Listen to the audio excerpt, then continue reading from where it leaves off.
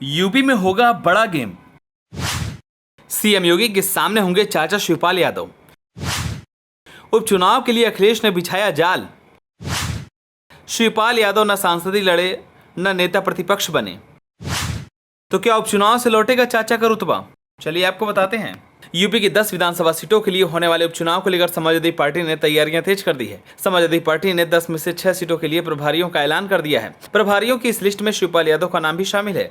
सपा प्रमुख अखिलेश यादव ने चाचा शिवपाल को अम्बेडकर नगर जिले की कटेहरी सीट की जिम्मेदारी सौंपी है। ऐसे में सवाल है कि क्या ये उपचुनाव समाजवादी पार्टी में वापसी के बाद से ही अपनी खोई जगह तलाश रहे शिवपाल यादव के लिए रुतबा लौटाने वाले साबित होंगे? ये सवाल इसलिए भी उठ रहे हैं क्योंकि 2017 में अखिलेश यादव के साथ हुए टकराव के बाद सपा से निकाले गए शिवपाल यादव ने अपनी पार्टी बना ली थी। 2017 के यूपी चुनाव से पहले पार्टी से बाहर किए गए शिवपाल की 2022 के चुनाव से पहले सपा में वापसी तो हो गई, लेकिन वह जगह नहीं मिल सकी। शिवपाल सपा में कभी मुलायम के बाद सबसे ताकतवर नेता माने जाते थे।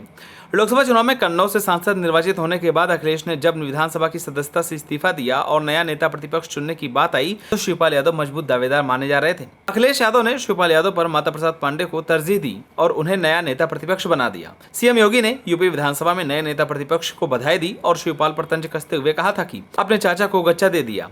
चाचा हर बार गच्चा खा जाते हैं। शिवपाल यादव ने योगी के तंज पर पलटवार करते हुए कहा था कि पहले हम पीछे बैठते थे, अब नेता प्रतिपक्ष के बगल में आ गए हैं, गच्चा हम नहीं खाए हैं। वहीं अब कटेहरी उपचुनाव में सपा ने शिवपाल यादव को प्रभारी बना दिया है। शिवपाल के लिए पार्टी की फ्रंट लाइन में अपनी जगह सुनिश्चित करने का मौका है। बीजेपी की ओर से कटेहरी की जिम्मेदारी खुद मुख्यमंत्री योगी आदित्यनाथ ने ले रखी है, जिसकी जिम्मेदारी सपा ने शिवपाल को सौंपी है।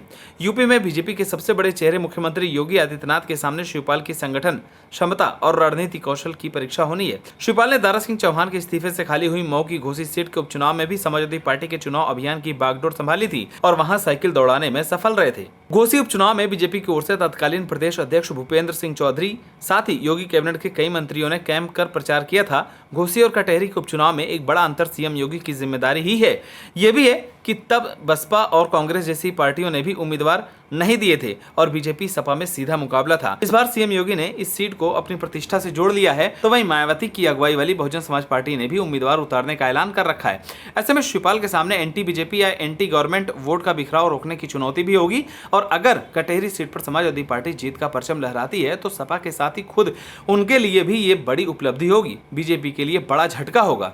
इसे शिवपाल के लिए पार्टी में 2017 की आंतरिक कलह के पहले जैसा रुतबा लौटाने के मौके की तरह भी देखा जा रहा है। कटेहरी सीट का चुनाव इतिहास को देखते हुए सपा के लिए जीत जितनी मुफीद लग रही है, वर्तमान उतना ही कठिन है। सीएम का इस सीट को अपनी प्रतिष्ठा से जोड़ लेना बताता है कि लड़ाई कितनी कठिन है। शिवपाल यादव की इमेज कुशल संगठनकर्ता और चुनावी कौशल में माहिर नेता की है। अखिलेश ने उपचुनाव की 2 सबसे टफ सीटों में से एक की जिम्मेदारी सौंपकर एक तरह से खुद को साबित करने का मौका दिया है। इस सीट के उपचुनाव नतीजे सपा में शिवपाल का कद निर्धारित करने वाले साबित हो सकते हैं। कटेहरी की सियासी जमीन सपा बसपा जैसे दलों के लिए उर्वरा रही है। इस सीट पर अब तक केवल एक बार कमल खिल सका है, जब 1991 की राम लहर में इस सीट से बीजेपी के अनिल कुमार तिवारी जीते थे। 1991 के बाद हुए 7 चुनाव में 5 बार बसपा और 2 बार सपा को जीत मिली है। 1993 में बसपा के टिकट पर रामदेव वर्मा ने जीत का परचम लहराया था।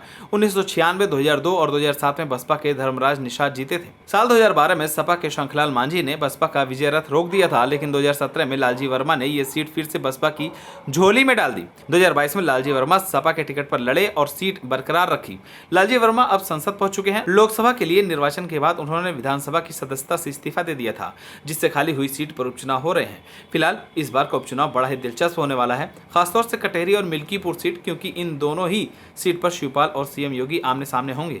आप सभी को क्या लगता है, शिवपाल और योगी में किसकी जीत होगी? हमें कमेंट कर जरूर बताएं। अगर आप नए तो हमारे चैनल को सब्सक्राइब करें।